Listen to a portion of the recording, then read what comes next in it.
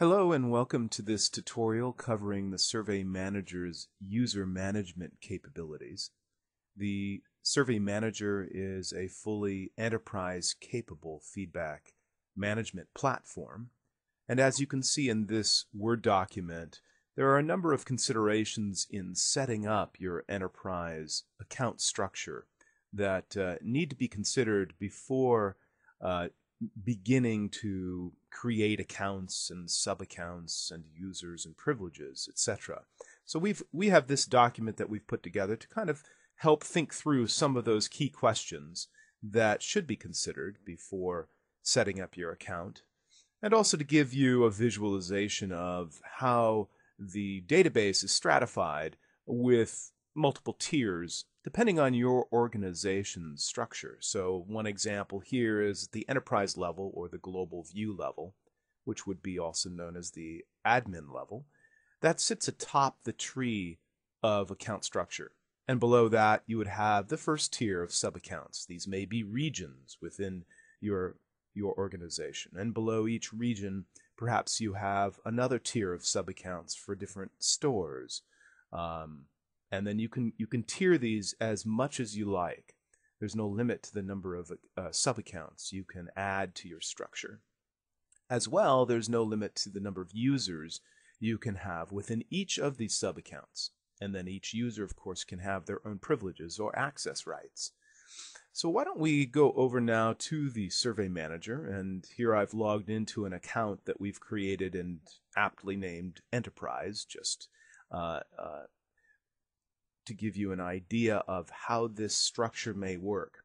So in the main console here, you'll have a number of shortcut columns. We have an account settings column, user management column, surveys, and reports. And of course, today we'll be focusing on the user management capabilities. So we have user list, create user, create sub-account, modify privileges or access rights. And then you have various reports you can run right from the main console. Shortcuts like user activity. If you want to see the activity of a particular user, when they logged in, how long they were logged in for, what reports they generated when they were logged in, you can access that here. Device activity. This develops a report showing you the activity on particular devices. If you want to see the number of surveys or responses generated on any of your devices in the field, be there kiosks or iPads or mobile phones, you can do so here. And account review is more of an overview of the account. And these are generated automatically every quarter, but you can run them on demand. So I'm going to go up here and click on user list. And now this takes you to overall information of your current accounts and users within your enterprise account. And we've gone ahead and created here in the left account tree area several different accounts. And here we can collapse or expand. These plus symbols or minus symbols allow you to expand or collapse the different tiers that you have within your enterprise account. So here I have, underneath Enterprise, I have Region 1. And underneath Region 1, I have Store 1, Store 2. So I have two stores beneath my sub-account named Region 1, which is then below, as is all the accounts, below the enterprise level. I also created a Region 2, and below Region 2, I have Store 32.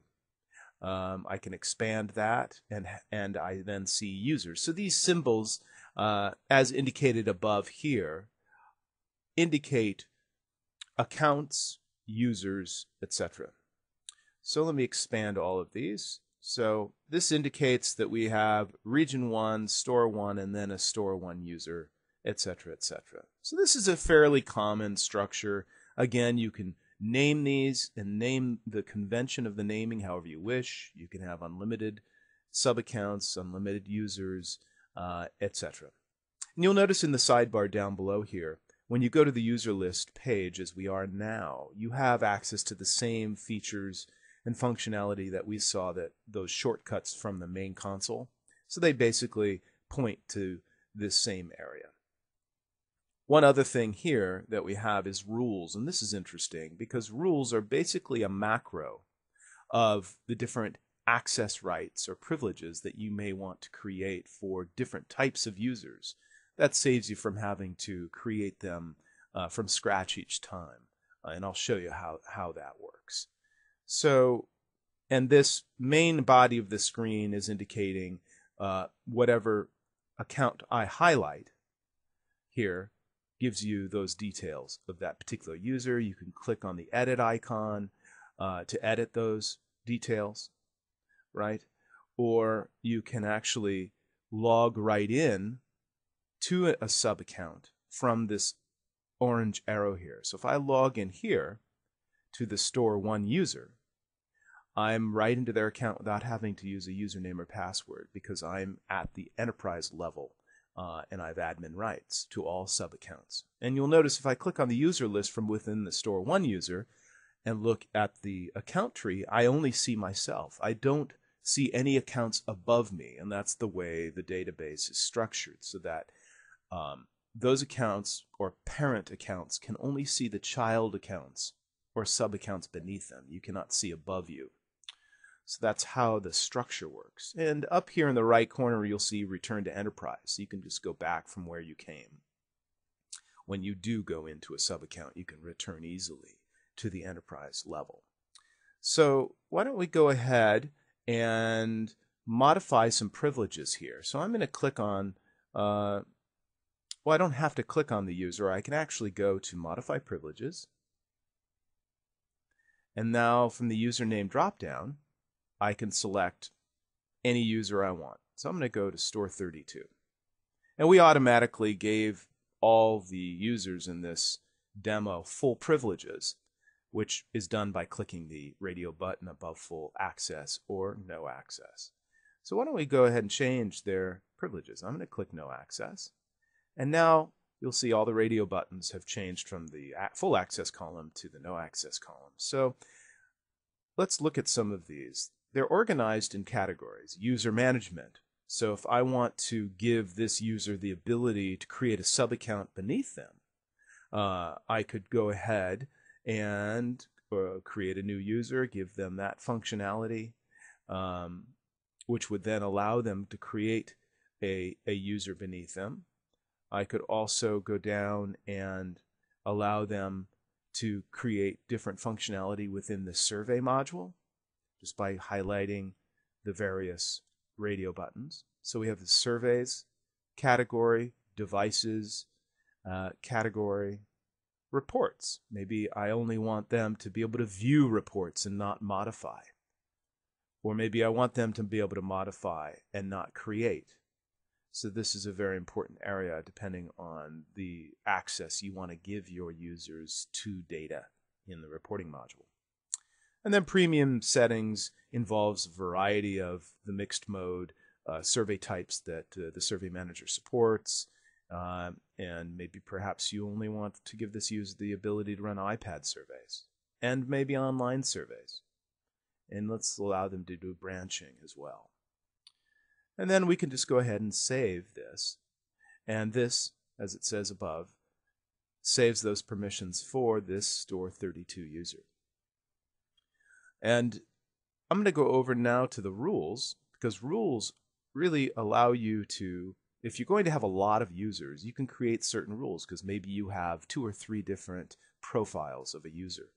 So you can just go ahead and add a rule, and you can create it for a sub account, give it a name, and then go ahead and click the radio buttons throughout all the functionality in the system to indicate what access you want to give this particular profile.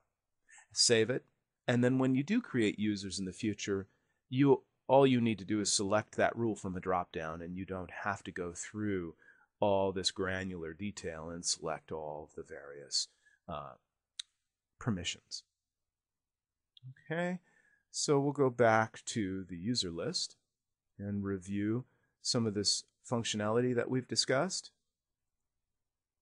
The other thing I do want to mention is we've been talking about enterprise accounts here because they involve, obviously, the full functionality of our feedback management platform.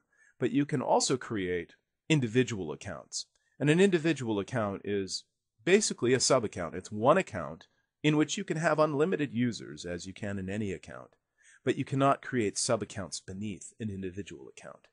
Think of it as one bucket. So all the users who log in, they may have limited access, but depending on the privileges you've given them, but they all are seeing the same data to that level of degree of access. Whereas an enterprise account, as you can see in the sidebar here in the tree structure, the account structure, you can have unlimited sub-accounts, under sub-accounts, under sub-accounts, and stratify or tier your account structure as complex as you'd like. So that covers the main area of user management for this tutorial. I want to emphasize that we have many other tutorials available. You can go to the help menu as I've just done, click on guided tours, and you'll see a full list of other video tutorials that we have available. You can also access these same video tutorials from our website if you go to survey resources from opinionmeter.com. Thank you very much for your time, and this concludes the user management tutorial.